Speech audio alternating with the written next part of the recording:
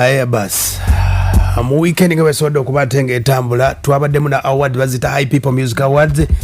era nga basobola okubatenga zikomekereza omukulu abasobola okubatenga baziwangudde empaka zino zasobola okubatenga zawangudde omukulu Eddy Kenzo omwaka guno gumutambudde bulungi nnyo banafa aba Grammy Awards bamunominatinze BET yagireeta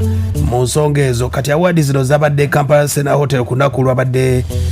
lunaku lwakutaano era nga omukolo guno gwasobodde okubatenga abayimbi bangi nnyo ababaddewo wadde abamu bazze ne batafuna nenge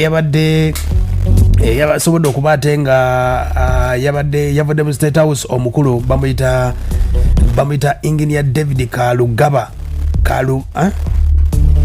era nga epetron wa bannaffe bano aba High People Music Awards be basobodde okubatenga batambuza ensonga zino ne zinyuma bulungi nnyo omukulu Godwin Guma naye yasobodde okubatenga yabaddewo abaka parliament ab'enjawulo n'omukulu gwe bayita Innocent Kawooya ono ne yasobola okubatenga atandika enteekateeka eno mulundi guno nno gwa 11 nga bannaffe aba High People Music Awards baleeta award okubatenga basiima abayimbi ab'enjawulo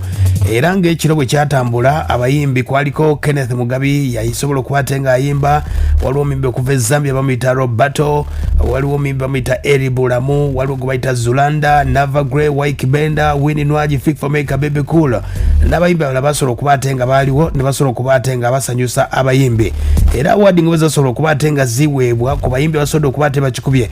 mu nteekateeka eno omukulu gwe bayita Innocent Kawooya yategeeza nti empaka zino High People Music Awards 2022 bazitumye level 1 project era nga zigenda kubatenga zitambulira ddala mu maanyi ag'enjawulo omukulu Innocent enteekateeka eno nga bwe yawadde agamba nti abasobola okubatenga bamuyambyeko badde bangi nnyo ku basponsa ab'enjawulo naye nga awadi zino list yabadde bweti lwakuba nti omulundi guno awadi zino zakendeddemu luli babaddemu abantu bangi naye omulundi guno zabadde ntono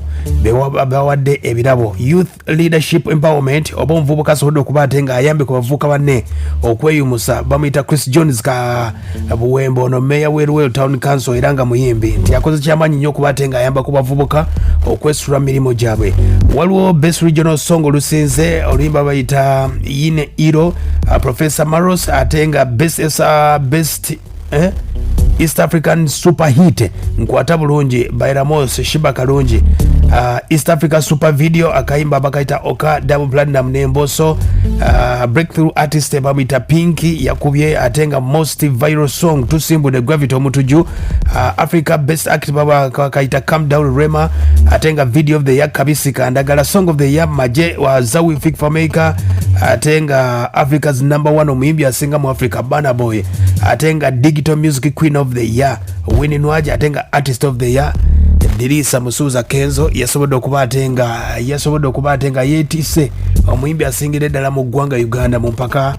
za High People bannaffe bano aba MTN babayambyeko okubatenga kitambuza era nga bannaffe aba MTN bawangudde award ya brand of the year mu mpaka zino eza High People ngeza sodo okubatenga zitambula omukolo guno nga bwe gwatambudde omukolo gwanyumye nnyo olw'ensonga nti omuyimbi w'eggwanga omukulu David Lutalo David Lutalo yakubye oluzungu abandi bagamba David Lutalo abadde atya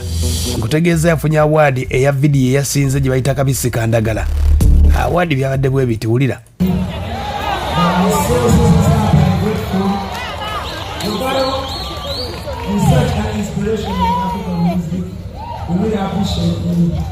Let me take this opportunity to thank the Almighty God, because without Him, we cannot make it in life. And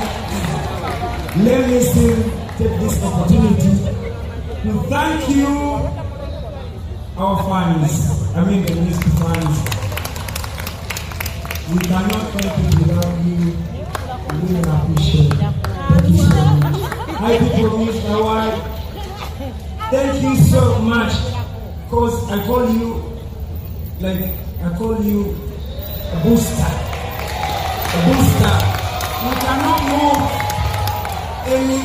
We cannot move without a booster.